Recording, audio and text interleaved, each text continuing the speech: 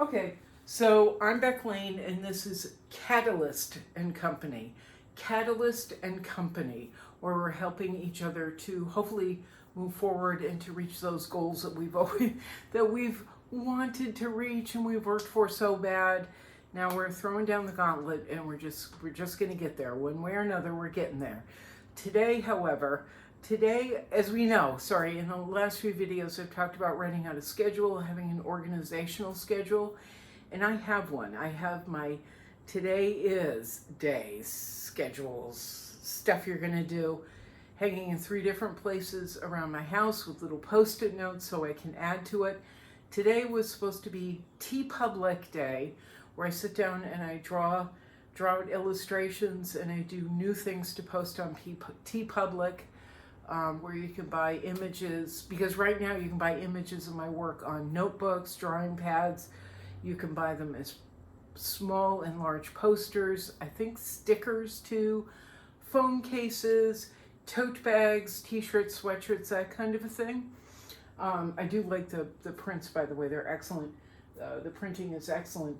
But what I want to start doing for TeePublic are black and white illustrations and a lot of words. I love writing out words. Someone commented on my printing the other day, and the way that I print for my illustrations is a combination of the illustrator from Bugs Bunny way back when, and I can't remember his name right now. Holy cow, it lost me. I remember Mel Blanc, the gentleman who did the voices, but the illustrator. Anyway, I love the printing on Bugs Bunny, so it's a combination of that and a sign guy, a guy who used to do signs on Cape Cod named Nate Smith. Nate Smith did all the signage for the town of Dennis on Cape Cod, where I'm from, and then it spread out throughout the Cape. He did street signs, he did business signs, he did my dad's business sign when my dad was alive, his legal sign, John Marshall Lane, attorney at law. I can still see it. I loved Nate Smith's printing, and it was so different than anyone else's. So it's a combination of Nate Smith and Bugs Bunny, and I'm writing up words and illustrations to do on TeePublic as a nod to them, but also I'm going to do something different and something else that I like to do besides just look at my work. It's on a t-shirt now. Even though I appreciate people buying it, blah, blah, blah, we're going to move on. Today was TeePublic and Scooter Town Day, and I have done zippity-doo-dah towards either yet today because it's been busy, but the sun is still up. It's a little after 5 o'clock. I've got plenty of time to get through, reaching those goals of doing the work so I can sell on TeePublic, and doing the work for Scooter Town that will hopefully eventually get me seen by a publisher or publishers, or anyway, get me a little bit further down the road than I am right now. However, behind me is a painting that I started working on or reworking. Let me move the camera a little bit. There. Behind me is a painting I started back at the old house before the move from this particular image, which I've been kind of crazy about for several years but haven't worked with. It's been sitting to the side, and now that I've moved into the new space, I'm settled, I'm on a regular schedule that I'm supposed to be following and normally do, except on today. Now that I'm in the new house, and oh my God, it's 90 degrees, what do you expect? I'm trying to tear through all the work that I had started at the old house so I can get into the new work, make room for all new material. And this is one of the pieces I'm hoping to finish up within the next week. At the old house, I had the girls in. I had the figures all sketched in. I had the colors for the most part in. But last night I started reworking it. And when I was reworking it, I originally had like almost a faded orange in the background, like an antique-y looking brush of orange in the background. But last night I grabbed three different types of oranges that I use. One is a generic bright orange, permanent orange from some company. Another is cadmium orange from Gamblin, but I use the 1980 version because it's less expensive than the regular. I like the 1980 prices, so sometimes I stick with those. So I've got the 1980 cadmium orange, and then I've got another color that I use all the time in all my paintings by Gamblin, Indian yellow. Indian yellow can be put down thick as it is here, so it's really an orange color, or you can, oh yay, okay, garbage guys are here. Or you can thin it out and it becomes this really luscious yellow. You can add, sorry, I'm watching the garbage guys pick up. You can add white and it becomes like this really shocking white, almost like a marigold. There's a lot of things you can do with this. This is a staple in my paint box, Indian Yellow by Gamblin, whether it's the 1980 version or the regular version. I love it. So I've got 3 different types of oranges going on in here. The brightest, the most intense are up towards their heads. That's actually just some generic orange paint I picked up somewhere because I was in a store and it was there and I had the money in my pocket. So I grabbed it. It was like $6, $7. I grabbed it and I really like it. It's not quite a pumpkin orange. It's almost a red at times, but it's brilliant. It's absolutely brilliant. And what makes it brilliant is when I applied it, as soon as I applied it, the teal faces flew off the canvas. They just popped right out, especially her. Framing her with the orange transformed her. So the faces and the dresses, mainly the white linen, the cotton, they were kind of the focal point.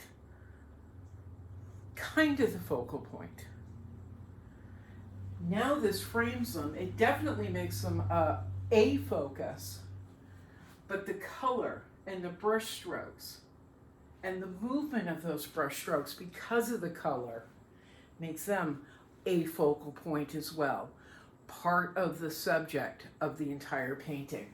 So I'm excited to get into this one and hopefully get it wrapped up in the next few days to next week. Then I'm moving back to the portrait series that I've been working on. I'm going to finish up. I've got 1 portrait out of 4 canvases. 1 portrait out of 4 portraits on 4 different surfaces is done. I've got 3 more to go, so I'm looking forward to getting those all wrapped up and then moving in and working on all new stuff in this high ceiling place that I'm in now. When I was at the last place with the beautiful sunroom, it was fabulous. The light was actually much, much, much better, but the ceilings were super low. Now I'm working with 8-foot ceilings on one side, and then because it's at an angle, the roof is at an angle, 8-foot ceilings on one side, 10 to 11 feet on the other. So we can do some really fabulous, big, expressive, exciting work. I'm so thrilled. I am so over the moon thrilled with this place. I just got off the phone with the owner and I'm like, I love it here. I love it here. So yay, looking forward to getting into that. Now, I had a couple conversations over the last few days that I'd like to share with you because I want you to start thinking about things. About a month ago or so, I mentioned that the prices, maybe 2 months ago, I started mentioning the prices of my work are going to start going up. We're getting there. We're getting to that point. So right now, they're still what they have been. But I was talking to Jay Louise at Blue Egg, and we've sold 3 or 4 paintings in the past month to 5 weeks. I'm not really sure. It's been picking up, and so in fact we sold 1 large one that I've discussed in other videos, making a way out of no way, 1 very large one which boosted me. But we're getting to that point where things are starting to pick up a little bit, And so we have to find ways, once again, of protecting the work. In the past, we've always, we've mailed FedEx. I have a FedEx store I go to. They, I get it wrapped up my way. They package it better, and then they put it in a FedEx box, and a fitted FedEx box, and off it goes. That has been the least expensive way for us to go. But now we're talking about offering collectors and buyers 3 different ways to ship. And this is something to consider if you're an artist, or if you're a collector or a buyer. It's something to consider. How do you want that artwork getting to you? How do you want that artwork getting to your client? FedEx, I've never had a problem. UPS, I would never use. And many of us agree, no. FedEx, though, you track it, that's it. But with FedEx, you can buy insurance on the work. It's only $1,000, however. And my work goes for averages between $3 and $5 and $6 grand. So $1,000 insurance policy for a painting that's let's say $5 grand, it's not very much. It's there, and we haven't had any trouble. But as we start climbing the ladder, hopefully soon, we want to be able to offer different ways of shipping. So Jay's looked into crate. Well, we've both looked into crate and ship, different crate and ship businesses. Crate and ship is great. You drop off the painting, they build a beautiful box for it, they foam it, they take care of it. You know it's going to get there without any issue. It's basically in a block of cement. Even though it's plywood, it's a block of cement. It's fully protected. However, we had one painting that was going out. The painting cost, I think we were originally looking at a $5,000 painting, and it would have cost around that to ship it. We were looking at shipping a $3,000 painting for a customer, and it could be because it was going out of the U.S. that it cost almost that to ship it. In fact, I would pretty much bet on it. But we're also looking at, but that's always an option. What was the job? I had a job where they used to say to me, don't shop. It was a salesman job, which I'm not good at, obviously. Where my bosses would always say, don't shop with your pocketbook. So I may not want to spend $3 or $5 grand to have something shipped, let's say overseas, which, that's what we're pretty much what we're discussing. Somebody else may feel the work is that important to them that they have to make sure it is fully protected. Not just by cardboard, like what we would be doing with FedEx, cardboard and bubble wrap, but actually crated and shipped, like a valuable piece of property that needs to be protected. So we're talking about FedEx, we're talking about crate and ship, and in the US, crate and ship is obviously going to be less, but they will be building a crate for the work. So it's more expensive than FedEx, obviously. Then the third option is white glove delivery. I know we've got a couple of people out towards the West Coast who have been inquiring about work and how it would be delivered.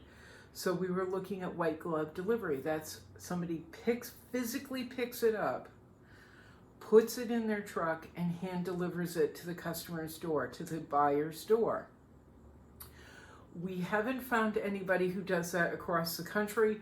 We have people up and down the East Coast that do that. So we're in Florida. Jay and I are both in Florida. We're on 2 different coasts.